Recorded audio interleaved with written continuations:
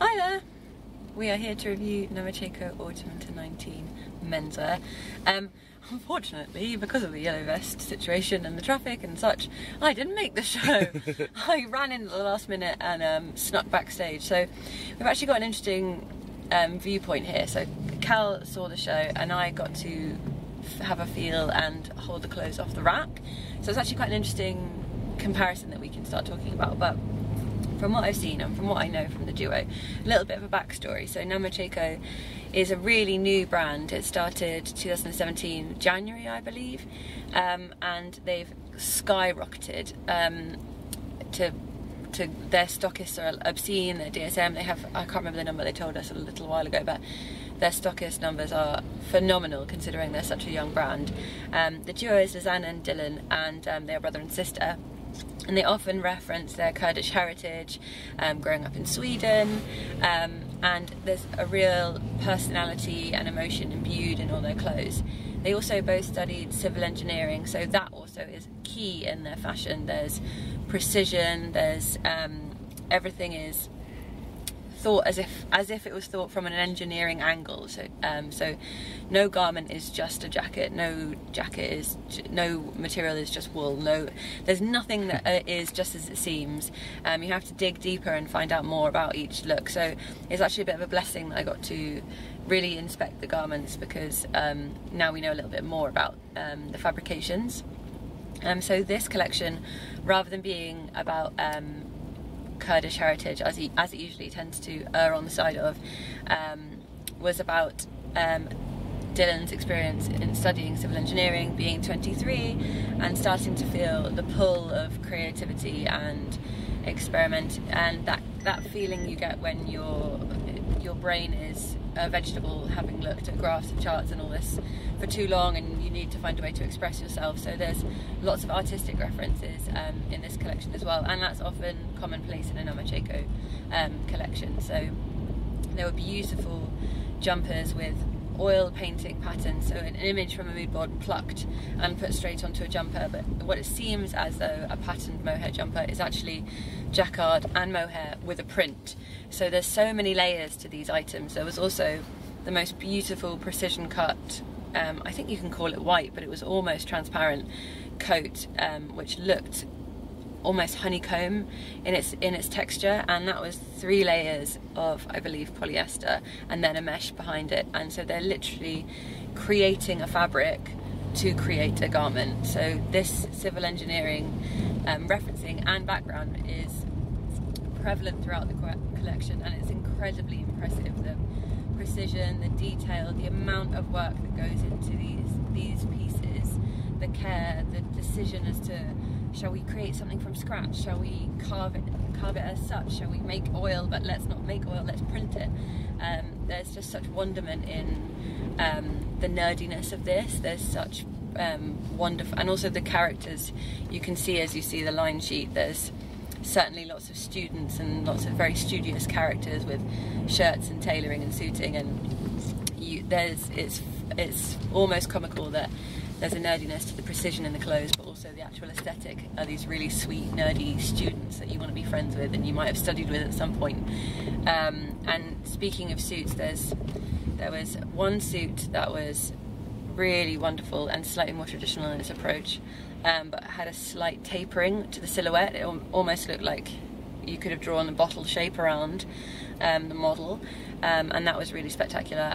But the pièce de résistance of suiting was what looked like a traditional black suit, with embroidery here, but rather than darting, it's 15 pieces that you can pull and change as you please, which is remarkable. It's such a feat to have that creation, and I think it's so innovative and amazing to have all these different elements at play in a collection. There's so much, there's emotion, there's personal, it's so self-referential, but also it's relatable, also it's challenging stereotypical fashion, and I will say they're in a place where they can do that because they don't come from a stereotypically fashion background, and I often think when you don't, you have the room to throw caution to the wind and really relish the fact that you can start from scratch, basically. But I've gone on and done this multiple times. Cal, tell us about the show. So it was in the Communist Youth Centre, which is where the duo work from during show prep and also have their showroom. And because of the Gilets jaunes, they moved the location last minute and actually brought it back in-house. So it was this really, and even just like the seating chart, all the seats were these same very modern black, brown leather, very used seats, and everyone was sitting on them. There was no standing, everyone was seated. So there's this real kind of openness to the show from the beginning, which was really, really felt. The models, they were saying, were cast from local schools, the people that they had in mind, or they related to themselves from their experiences, were brought in. So it was really, it's not holistic in that way, but it was really all thought out, all encompassing. It wasn't just kind of, this season we're looking at students and that was that. It was really, really beautifully done. I noticed a very protective element to the work, so there were lots of curves, slightly exaggerated away from the body. So so for example, the sleeves went out like that. So even when a model moved at their elbow, you didn't see any more skin. So these things were meant to be lived in, but also not show any kind of movement, which I guess is very much part of emotion as well. And it just felt very protective, which they were saying comes from obviously the Kurdish background, and they always, all of their fabrics are quite thick, either puffed or changed. There always seems to be, it's very much about protection, another layer to kind of live in. It was a real standout collection, I think, and I think I saw lots of similarities, not so much in design, not so much in design, but actually just in ethos to Raf Simons and his early beginnings. He didn't come from a fashion design background, but realised that was the best way to say what he wanted to say. Yeah. And I feel the same with them. Also, they work with Gradvat, probably not saying that right, who do a lot of Raf's fabrics as well, so obviously they're the same techniques and process to go through. Yeah. But it was really beautiful kind of synthesis of what they've been working towards, and I think it was a real kind of showing that they were there to stay, and I think they're going to get a lot more attention than they already have from the show. I hope so. I think what's interesting as well is because they are quite a luxury brand, and obviously describing these pieces, they are a version of demi couture, you could argue, because there's so much care going into them. I mean, that might be a fast statement, but so the price point is quite high, and when you do go into a store, when you're looking at Namacheko, it will be next to something like Prada or, for example, Raf Simons, and it is the top end.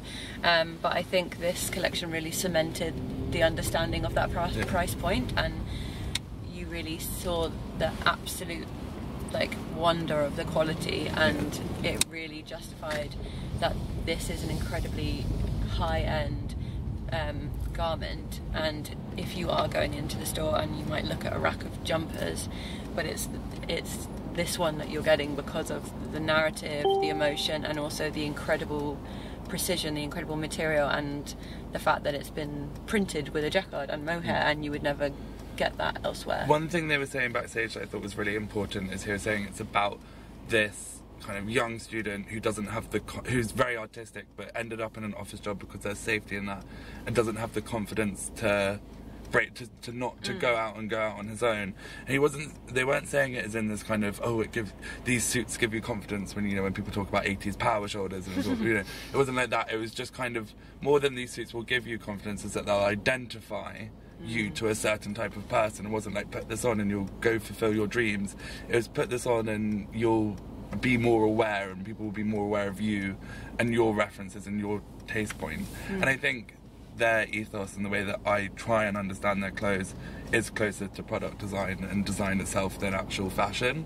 And I think if you start analysing it in that sense, in the same way that you would analyse a chair, I think that's when their clothes really come to light, because that's how it seems that their process works, instead of they don't look at a garment in the way that, or well, at least when I speak to them, the way that most people look at a garment.